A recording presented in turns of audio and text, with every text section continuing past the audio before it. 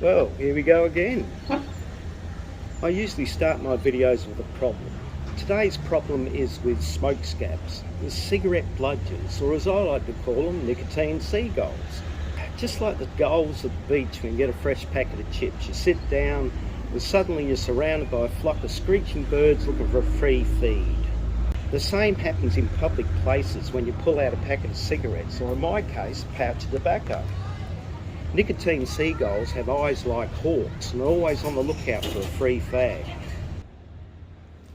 Here comes one now. Their body language gives them away. Notice the slightly bowed stance and the hands in a begging pose. I like to blow air into the pouch to make it look full, but I've only got one cigarette in there. I like to play a trick on them. But a warning, this can backfire.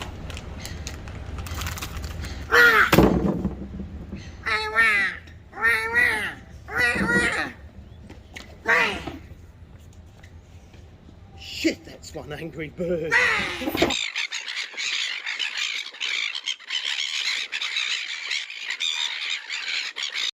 So I realised the best way to defeat nicotine seagulls was not to take my pouch with me. Instead, I'd roll the couple up, pop them in my pocket, and if anyone approached, I'd just say, look, sorry, I only brought one with me.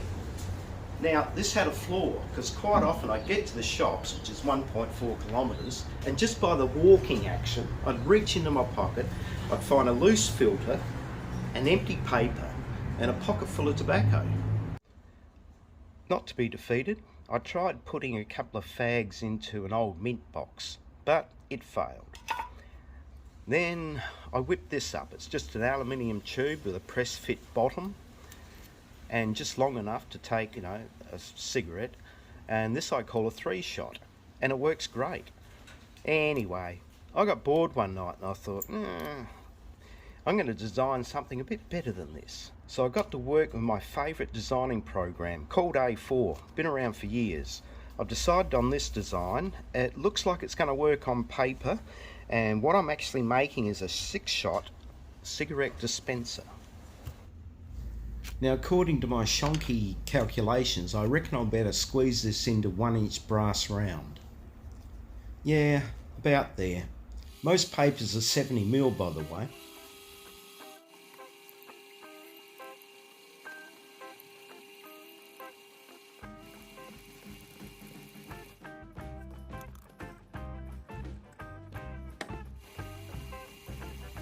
Here I'm reaming out a 6mm hole for the shaft, which is a rod from a printer. These things are great for projects. They seem to be precision ground. I often wonder what people are thinking when they see me pick one of these up on the side of the road. That man thinks he's gonna fix that printer. Yeah, good luck. Aligning the tool post spindle using a piece of 6mm rod. Spot drilling at 60-degree intervals.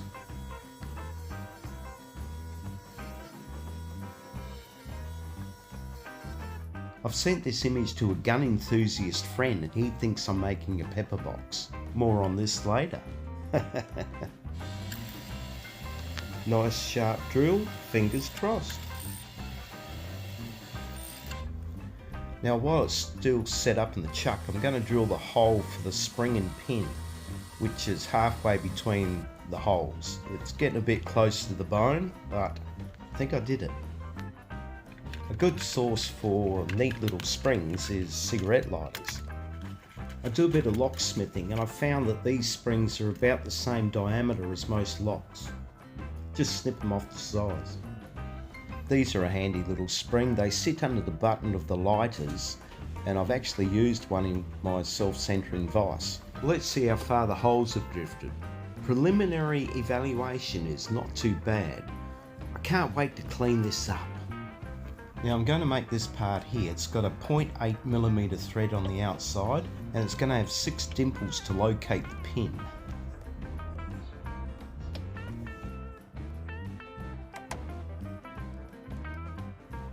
Another use for an earbud.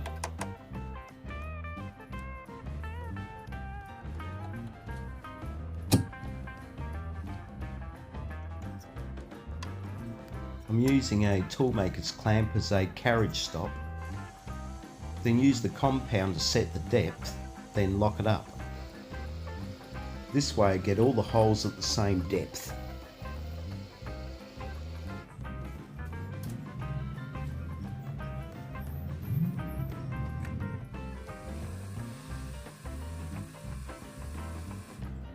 With the dimples done, now I have to drill a 6mm hole for the push rod to go through. But I stupidly used a milling cutter which made the hole about 6.5. Probably due to cheap collets. Should have used the reamer. Duh. I felt the dimples were a bit deep, so I faced the part to adjust it. I finished the 0.8mm pitch thread. Now I'm doing a quick chamfer before I cut this off to 4mm. Notice I'm using the cut-off tool upside down and the lathe in reverse. This reduces chattering. Now I'm going to work on the lid. I'm taking it roughly the size of my round nose cutter, then I'm going to drop in my pointed one. This pole on the end is the same as the shaft, which will be 6mm, and connected to the lid with a 4mm thread.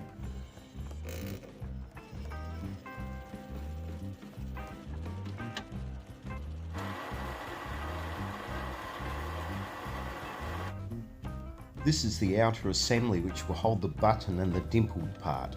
I'm not sure why, but most of the material I buy from my supplier is in Imperial. Ah, the good old days.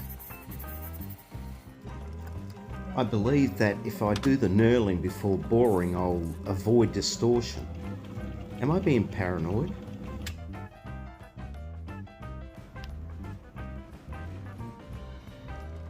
With threading, when the part is just starting to go in, I like to do a spring pass. And if that doesn't work, just one notch on the cross slide usually gets me there.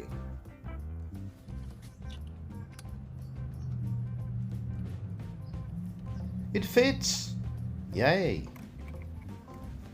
Pretty lucky this part's got 2 holes in it so I can do it up. I planned it that way. Yes, I did. Now I've turned the part around so I can countersink it.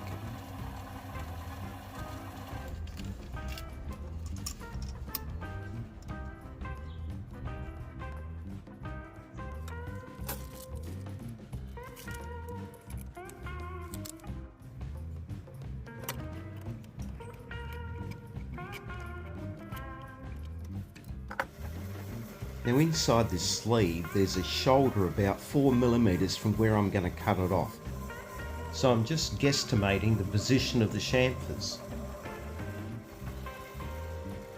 And while the tool was still in the lathe, I figured this was a neat way to jazz it up a bit. Marvellous. And Pretty.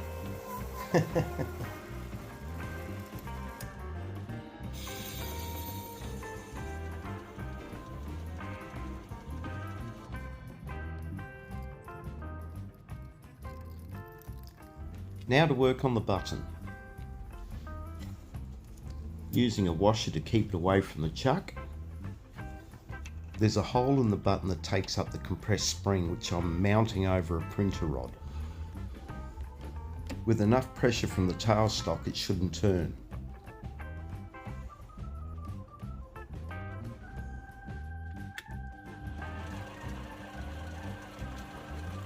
Yeah, wrong. Over the years I've collected off-cut threads and today it's come in handy. Fortunately I've already drilled and tapped the hole for the push rod. I've had to thin the thread down to fit in between the lathe jaws. This effectively acts like a dog. Woof!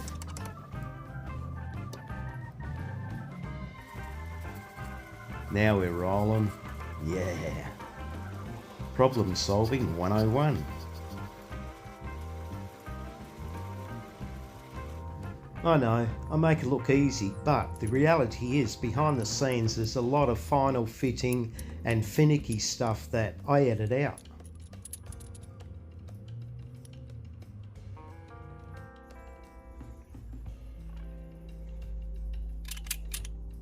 Damn, that's a bit catchy. I'm hoping that when I make the push rod this won't happen.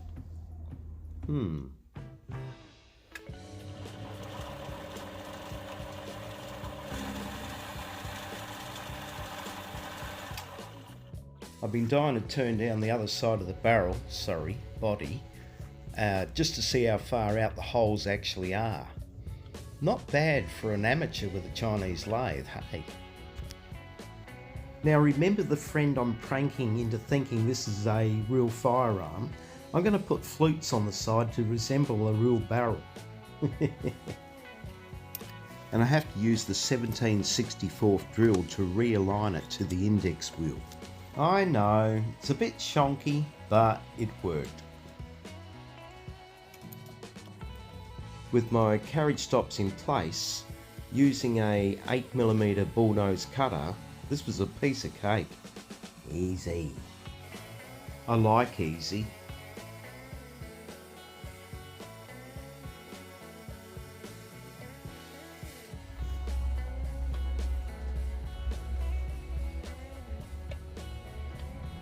I thought about doming the lid, but after a lot of umming and erring, I decided to just flatten it. Nice.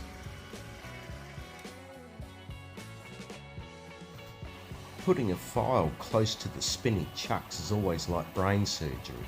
Real careful. Getting there.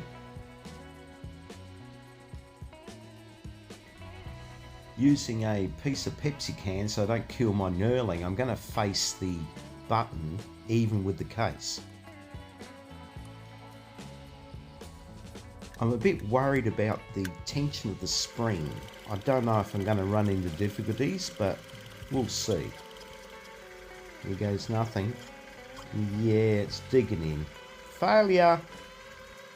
After installing a stiffer spring, I decided to try again. This time I'm truing the part up with my truing tool.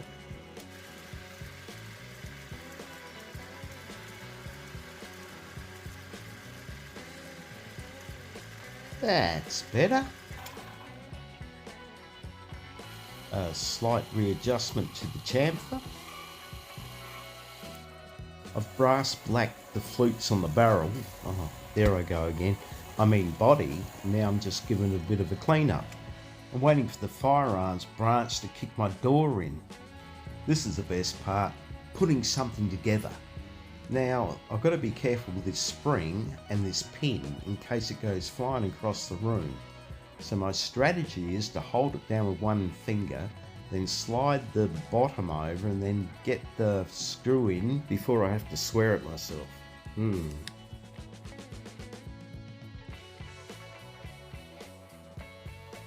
Okay, of course, it's not lining up, is it? So I had to make a jig. I've used an 8mm printer rod because the hole in the top is 8mm, and I had to turn the rest of the shaft down to 17/64. Great.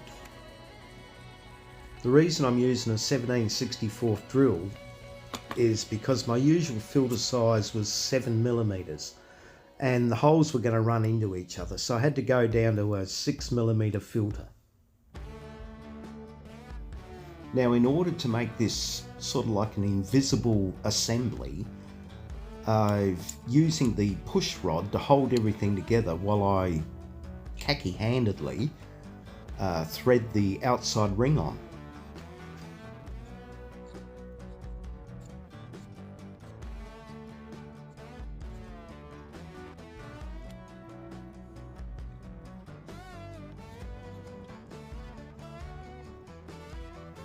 And snug it up.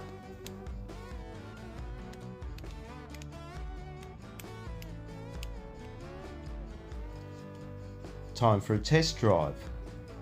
Okay, let's see what we got. Nah, it's not poking out enough, is it? Bugger. So trying to get more push distance, I noticed there was a gap when the spring was totally compressed. First thing I did was to countersink the bolt another 1.5 mm, and then I cut the shoulder back 1.5 mm. Fortunately I had enough material to do this with, And then I had to make a longer push rod.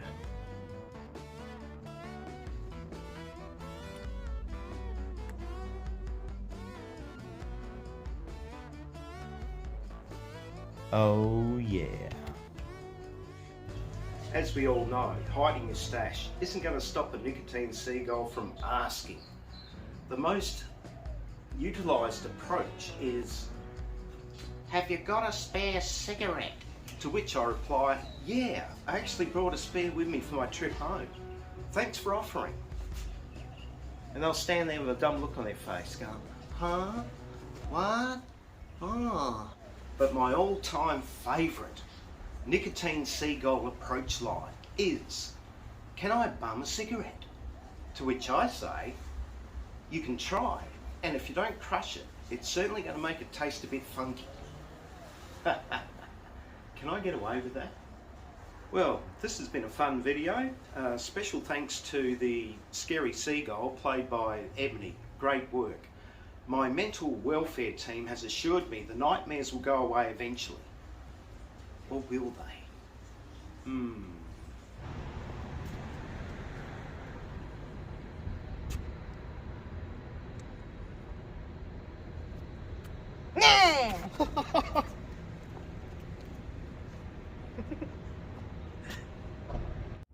Now, the secret to a good setup or prank is reality.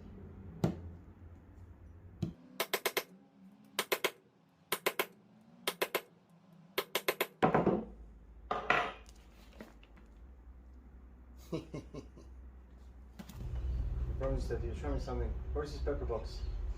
What, this pepper box? Don't wait. It's loaded. Be careful. So, do you want to have a shot? Maybe. I can't. Oh, look, Is it safe? I've been shooting it. This is my target. Hey? Now hold it tight. Yes. Turn it one click to the right. Click. Yep. And push the button. Ah! You bastard!